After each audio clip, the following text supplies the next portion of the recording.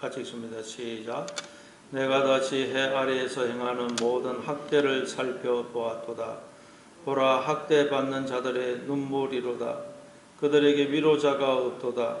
그들을 학대하는 자들의 손에는 권세가 있으나 그들에게는 위로자가 없도다. 그러므로 나는 아직 살아있는 산자들보다 죽은 지 오랜 죽은 자들을 더 복되다 하였으며 이 둘보다도 아직 출생하지 아니하여 해 아래에서 행하는 악한 일을 보지 못한 자가 더 복되다 하였노라. 내가 또 본적 사람이 모든 수고와 모든 재주로 말미암아 이웃에게 시기를 받으니 이것도 헛되어 바람을 잡는 것이로다. 우매자는 팔짱을 끼고 있으면서 자기의 몸만 축내는도다. 두 손에 가득하고 수고하며 바람을 잡는 것보다 한 손에만 가득하고 평온함이 더 나으니라. 네, 아베소 전도자는 하나님께서 만사를 때를 따라 아름답게 행하시고 또 하나님의 그 행하심은 절대적이라 거기에 누구도 더하거나 더할 수가 없다면 이 해 아래 세상은 오직 선하고 아름다운 것만 있어야 될 것이라고 생각했습니다. 오직 의와 공의만이 시행이 되어야 될 것이라고 생각했습니다. 그러나 이 해 아래 세상을 보니까 그렇지가 않더라는 것입니다. 악과 불의가 행행하더라는 것입니다. 이게 도대체 어떻게 된 것이냐? 그 속에서 인간들은 일생 동안 괴로움과 고통을 당하다가 숨이 멈춰짐으로 죽게 되더라는, 일생을 마치게 되더라는 것입니다. 그래서 전도자는 그러니 사람이 짐승보다 나은 것이 뭐가 있느냐? 그런 질문을 하게 됩니다. 예. 근데 여러분, 우리가 이건 원래 하나님이 우리를 지었을 때의 모습이 아니라는 걸 우리는 알고 있죠. 죄가 들어와 가지고 우리에게는 하나님의 형상이 파괴되고 일그러짐으로 그렇게 된 것입니다. 그러나 이제 지금 전도자는 그건 이야기하지 않고 왜 이렇게 되어버렸는지, 왜 인생이 이렇게 모순되고 부조리하고 험한 것인지를 자꾸 이렇게 드러내 보여주는 것입니다. 오늘 본문에서 이 전도자는 또 죄로 인해서 일그러진 인생과 세상의 모습을 더 깊이 들여다보고 그걸 우리에게 드러내어서 보여줍니다. 1절에 보니까 내가 다시 해 아래에서 행하는 모든 학대를 살펴보았도다. 보라, 학대받는 자들의 눈물이로다. 그들에게 위로자가 없도다. 그들을 학대하는 자들의 손에는 권세가 있으나 그들에게는 위로자가 없도다. 본래 사람은 서로 돕고 섬기며 사랑하면서 살도록 지음을 받았습니다. 그러면서 우리는 서로가 서로를 통해서 기쁨과 즐거움과 행복을 누리며 살도록 그렇게 지음을 받았습니다. 그게 하나님 나라의 원리입니다. 하나님께서 우리를 지었을 때 그게 하나님께서 살도록 하신 방식입니다. 그래서 하나님께서 어떤 사람들에게는 권력을 주시고 돈을 주시고 힘을 주십니다. 그것으로 이웃을 섬기라고, 도우라고. 그래서 서로가 서로를 통해서 기쁨, 즐거움을 누리라고 하신 것입니다. 그런데 하나님이 통치하시는 이 해 아래 세상을 보니 전혀 그렇지가 않더라는 것입니다. 힘 있는 사람이 힘 없는 사람을 학대하더라는 거예요. 모든 곳에서 학대가 시행이 되더라고요. 학대. 그렇죠. 돈 있는 사람은 돈 없는 사람을 무시하고 학대합니다. 권력 있는 사람은 없는 사람을 학대해요. 지식이 있으면 또 지식 없는 사람을 무시하고 학대합니다. 온 세상에서 학대가 일어나고 있더라는 것입니다. 그런데 문제는 약한 자가 강한 자에게 이렇게 학대를 받고 있는데도 이 세상에 위로자가 없더라는 거예요. 위로자가 있으면 될 텐데 위로자가 없더라는 것입니다. 근데 여러분, 예수님이 와니까 예수님이 도둑이 오는 것은 도둑질하고 죽이고 멸망시키려는 것뿐이요. 내가 온 것은 양으로 생명을 얻게 하고 더 풍성히 얻게 하려는 것이다. 인간들이 지금 다 도둑한테 빼앗기고 지금 빼앗기고 학대를 받고 있다는 거예요. 어떤 도둑입니까? 죄라는 도둑. 모든 인간들은 지금 죄라는 도둑한테 속아서 다 빼앗기고 그리고 종노릇하고 있다. 학대를 당하고 있다. 그런데 여러분 그건 인간들이 잘 모르고 있죠. 그래서 이 세상에는 그런데 위로자가 이걸 모르고 있으니까 왜 학대를 당하고 있는지, 인간들이 왜 학대를 당하고 있는지, 인생이 왜 이렇게 힘들고 고달픈지 모른다는 거예요. 그러니 위로자가 있을 수가 없죠. 욥도 큰 환난을 당했습니다. 친구들이 그 이야기를 듣고 욥을 위로하려고 왔어요. 근데 위로하려고 왔다가 어떻게 합니까? 욥, 우리가 아무리 생각해 봐도 당신이 이렇게 엄청난 재앙을 당하는 걸 볼 때 당신이 틀림없이 우리 몰래 하나님 앞에서 죄를 지은 것이 분명하다.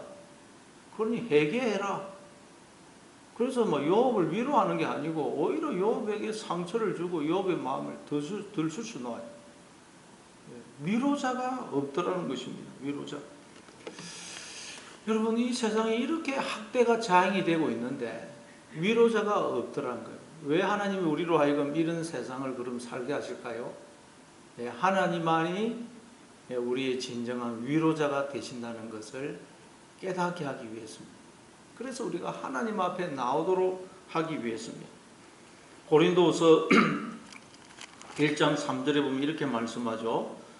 찬송하리로다. 그는 우리 주 예수 그리스도의 하나님이시요 자비의 아버지시요 모든 위로의 하나님이시며 우리의 모든 환난 중에서 우리를 위로하사 우리로 하여금 하나님께 받는 위로로서 모든 환난 중에 있는 자들을 능히 위로하게 하시는 이시로다. 하나님을 두고 우리 주 예수 그리스도의 하나님이시고 자비의 아버지시고 모든 위로의 하나님이시라 그래요. 그러니까 여러분, 우리가 어떤 절망, 어떤 슬픔, 어떤 고통, 어떤 상처에 있다 할지라도 하나님은 그 모든 것에서 우리를 위로해 주시는 분이라는 것입니다. 그래서 우리의 모든 환난 중에서 우리를 위로하사 우리로 하여금 하나님께 받는 위로로서 모든 환난 중에 있는 자들을 능히 위로하게 하시는 이시로다. 그래서 하나님 우리를 위로해서 우리도 다른 사람을 위로해 주는 위로자가 되게 하시는 분이라는 거예요. 우리가 하나님으로부터 이 위로를 받게 되면 우리도 다른 사람을 위로하는 위로자가 될 수 있다는 것입니다. 그럼 하나님은 어떻게 하시길래 우리의 위로자가 될 수 있을까요?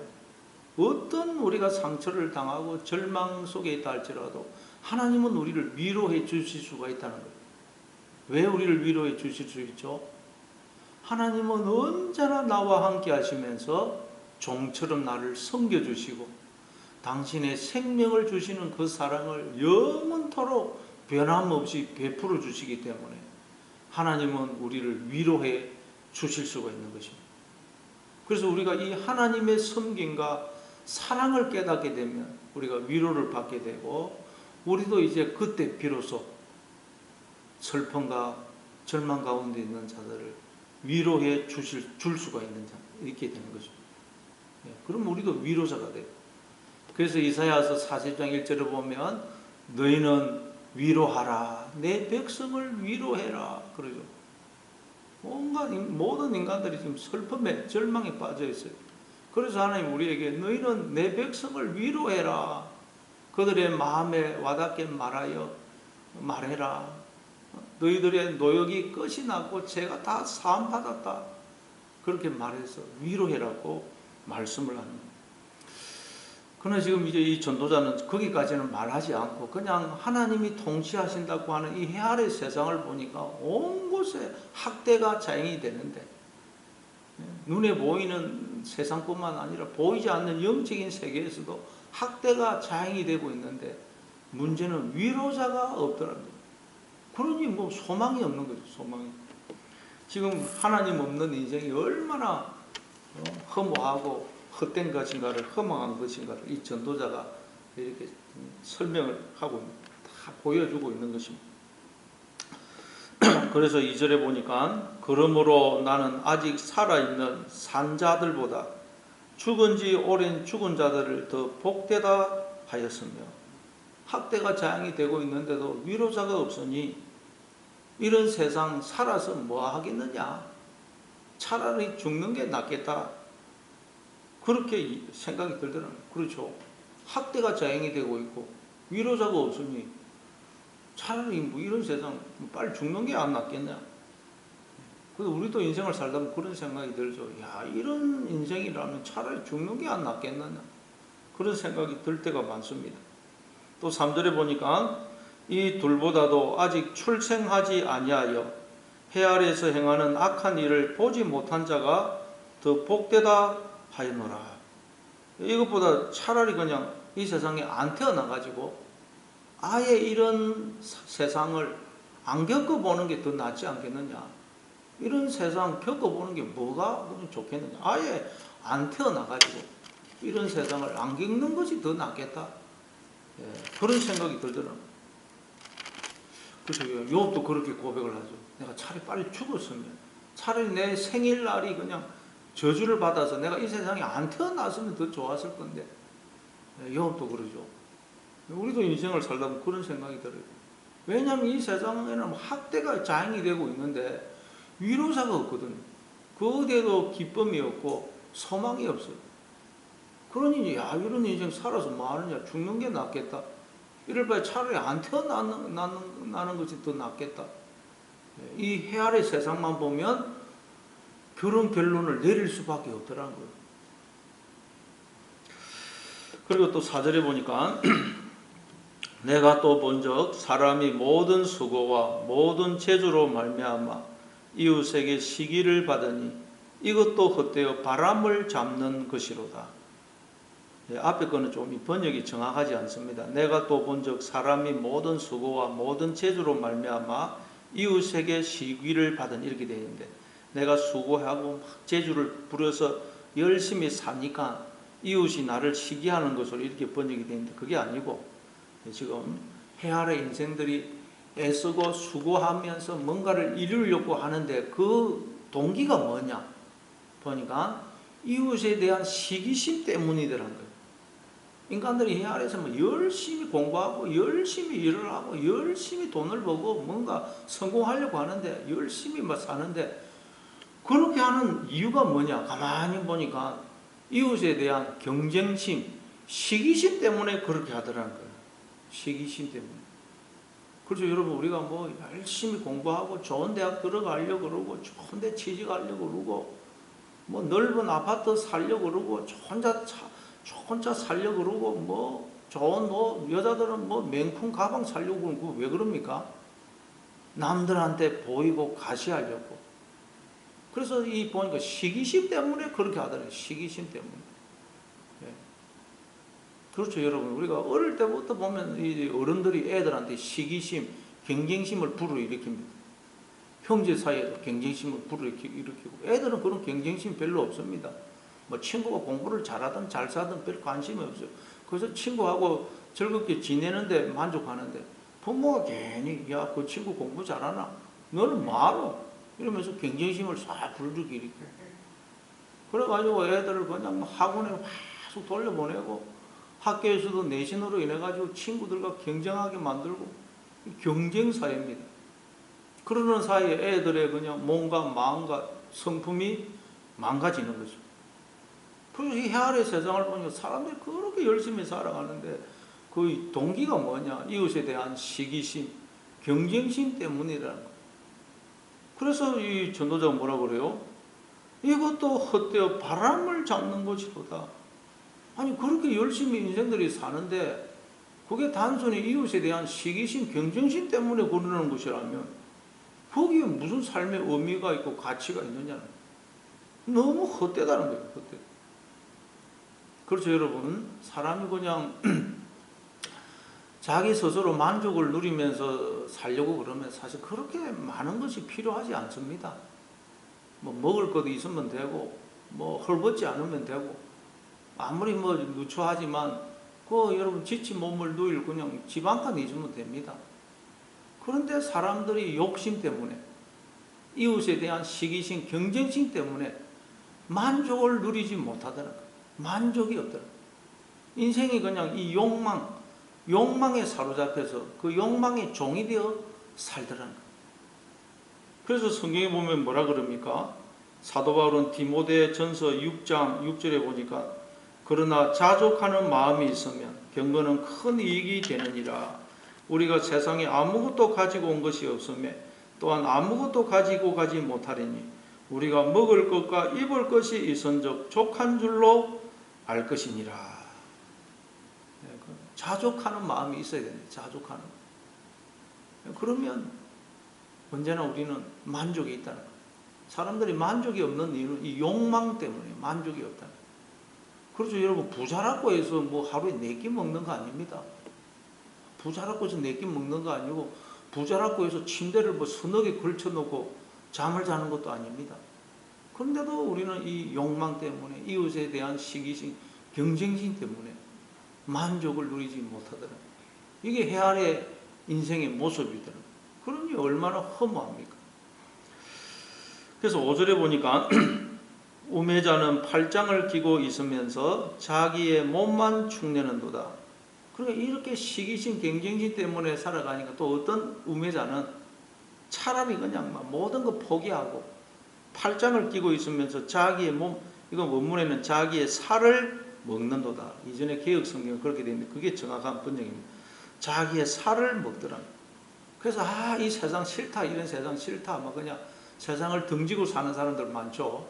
방구석에 쪽에서 안 오고 뭐 산속에 들어가서 살고 그냥 이런 세상 싫다 하면서 그냥 세상 등지고 사는 사람도 있더라.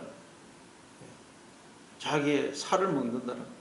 그 6절에 보니까 두 손에 가득하고 수고하며 바람을 잡는 것보다 한 손에만 가득하고 평온함이 더 나으니라.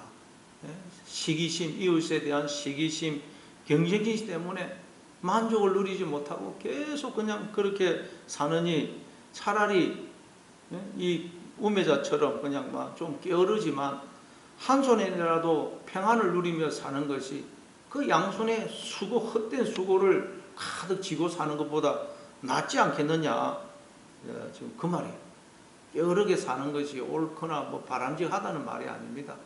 이웃에 대한 시기심, 경쟁심 때문에 한평생 그냥 이 만족을 누리지 못하고 수고하고 무거운 짐진 인생을 사느니 그냥 한 손에라도 그냥 평안함을 지는 것이 낫지 않겠느냐. 지금 그 말입니다. 이처럼 여러분 헤아려 인생을 보니까 사람들이 욕망에 사로잡혀가지고 이웃에 대한 시기심, 경쟁심에 사로잡혀가지고 그 욕망에 종이 되어 살더라. 그래서 전혀 만족이 없고 기쁨이 없고 소망이 없더라. 그래서 예수님이 오셔서 뭐라고 그랬어요? 너희 중에는 그렇지 아니하니 너희 중에 누구든지 어떤 미 되고자 하는 자는 너희를 섬기는 자가 되고 크고자 하는 자는 종이 되어야 하리라. 어떤 미 되고 크고자 하는 그 시기심, 경쟁심 때문에 제자들도 싸우고 있었죠. 서로 누가 크냐 싸우고 있으니까 너희 중에는 그러면 안 된다. 너희 중에 누구든지 어떤 미 되고자 하는 자는 섬기는 자가 되고 크고자 하는 자는 종이 되어야 하리니 인자가 온 것은 섬김을 받으려 함이 아니고 도리어 섬기려 하고 자기 목숨을 많은 사람의 대속물로 주기 위해서다. 예수님은 여러분 높아지고 뭐 섬김받고 자기를 드러내고 증명하기 위해서 온 게 아니고 종이 되어 우리를 섬겨주시고 당신의 생명을 우리에게 주시기 위해서 오셨다는 거예요. 이게 하나님 나라고 하나님이 지금 그렇게 종이 되어 우리를 섬겨주고 계시고 당신의 생명을 주시는 사랑을 우리에게 베풀어 주고 계시다는 거예요. 이게 하나님 나라의 원리라는 거예요. 그래서 이걸 우리에게 깨우쳐 주어서 우리에게 참된 기쁨, 평안을 누리도록 해주기 위해서 오셨다는 거예요.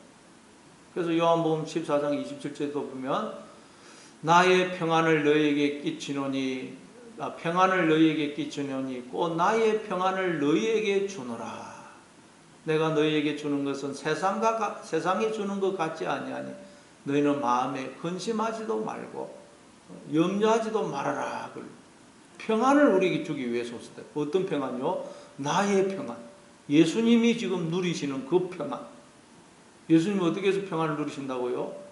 자기 인생을 다 하나님께 맡기고 하나님의 그 뜻과 그 인도하심에 순종하여 예수님도 하나님처럼 종이 되어 우리를 섬기시고 당신의 생명을 주시는 사랑을 베풀어 주심으로 평안을, 기쁨을 누린다는 거예요.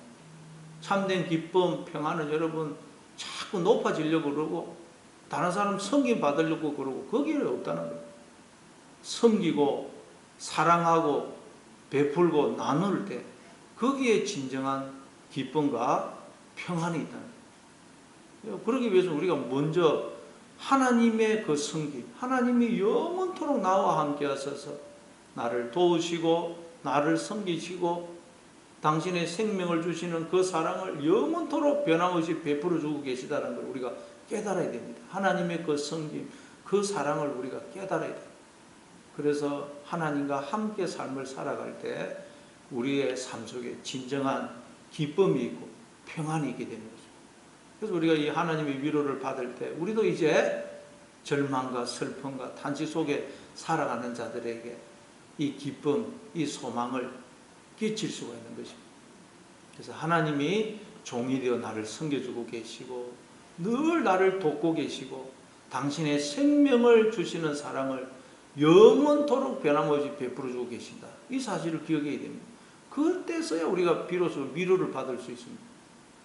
그래서 이 사실을 기억하고 하나님과 함께 삶을 사시므로 슬픔과 절망 속에 살아가는 자들에게 이 하나님의 기쁨, 평안을 전해주는 하늘의 위로자로 살아가시는 오늘 하루가 다 되시길 바랍니다.